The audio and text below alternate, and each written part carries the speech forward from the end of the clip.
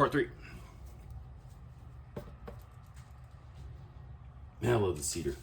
So when I was a kid, there was a place over here on our side of town. It's kind of like a Home Depot type thing, but I feel like it was just for lumber. It's called Sutherland's. And the minute I cracked open this Texas cedar wood oil, it just took me right back to, being 8, 9 years old with my granddad, walking through, probably getting grumpy with me because I was lagging behind, me hurry up. But yeah, so it took me right back to that lumber, especially the cedar. There's just something about Texas cedar that you gotta love, especially if you're from Texas and you've done any kind of anything outdoors in any of our piney woods or anything else around here. It's a fantastic smell. Yeah, I'm gonna try to perfect that one for sure, and try to get it from up here and see if I can't maybe somebody else will crack it open and hop in the shower and just go, damn, I'm at Sutherland's. Because I think there's a couple Sutherland's around, but maybe further out, but there's definitely no Sutherland's around here anymore, unfortunately. Because, I'll go into places as weird as it sounds just for the smell. Like, not a big Barnes & Noble guy. I don't read a lot of books. As a matter of fact, I read 0 books ever, unless I'm forced to. So I do enjoy walking into Barnes & Noble and just the smell of books, or hell, even like half-price books or something like that. But as much as I dislike Starbucks, that Barnes & Noble Starbucks coffee smell, I'm a big fan of that. Because I'm a big fan of smells, As weird as that sounds.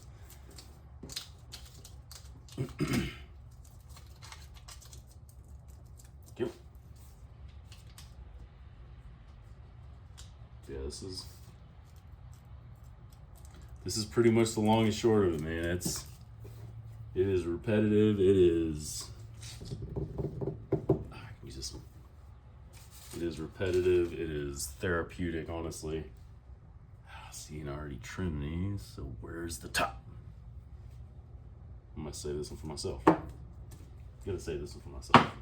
Aha! Perks of being the boss. So yeah, get my second cedar wood going. I also need to figure out some tags. Some businessmen that are way smarter than I am have already come up with some great tags, so I can't use those. But yeah, I need to come up with some good tags. I don't know if I'm gonna keep this. This one's all crooked. Don't know if I'm gonna keep this type of packaging forever. I might. I don't know. I haven't gotten that far.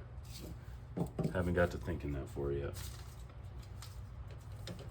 We'll see.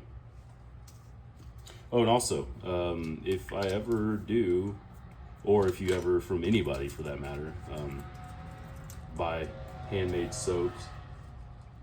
I've been doing a little bit of research on it, and I'm sure somebody could tell me more.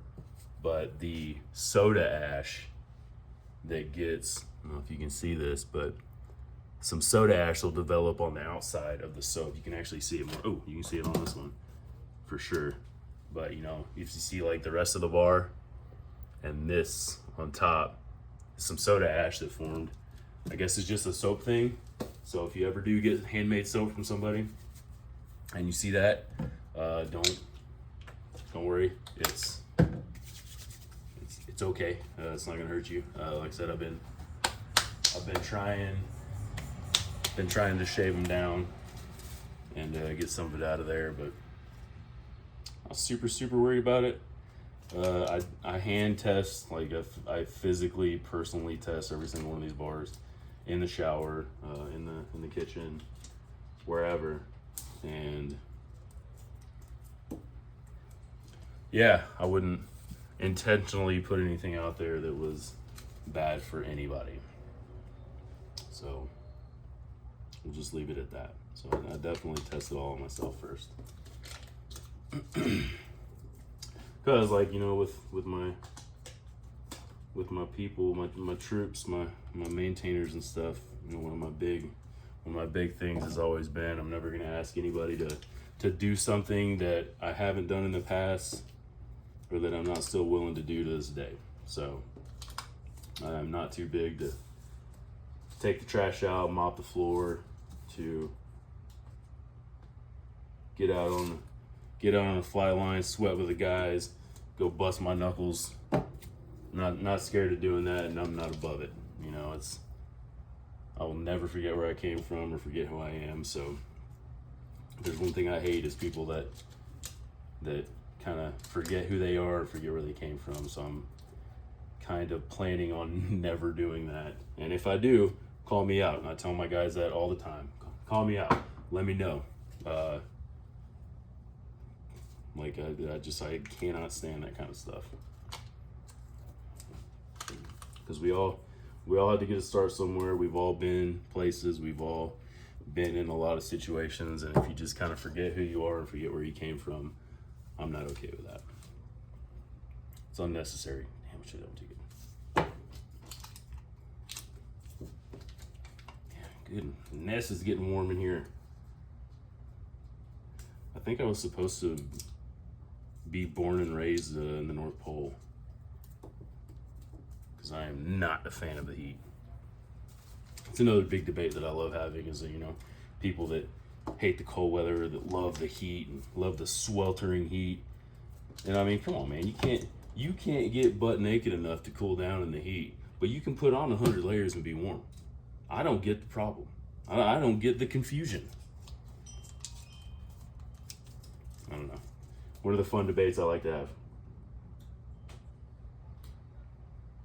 Come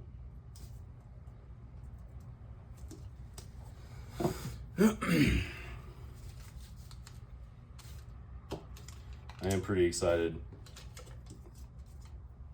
to get opinions on these bars, because I have been getting opinions and I've been getting constructive criticism. Again, like I said, the whole reason why I tie it up with the twine is one of my buddies, the first day he took it from work, came back the next day, and he said, I already got a complaint. And Skeds, you know who you are if you ever watch these. So I said, okay. It's funnier because it's him. And, you know, awesome guy, awesome dude, one of the most genuine dudes you'll meet. But he mentioned that he got home or in his bag or something, so this is probably one of the ones that he took, and this happened. So I said, I wonder what I can do. Told the wife about it, and she said, yeah, we'll just wrap it in twine. And I was like, you're a genius. Freaking genius. So that's why, and that's how I've been playing things. You know, just dive in head first and hope your head doesn't hit the bottom, and if it does, hopefully you don't break your neck or something. Get up, try it again. So here we are. Because he was immediately laughing and making fun of the yard sale stickers. So that made me laugh as well.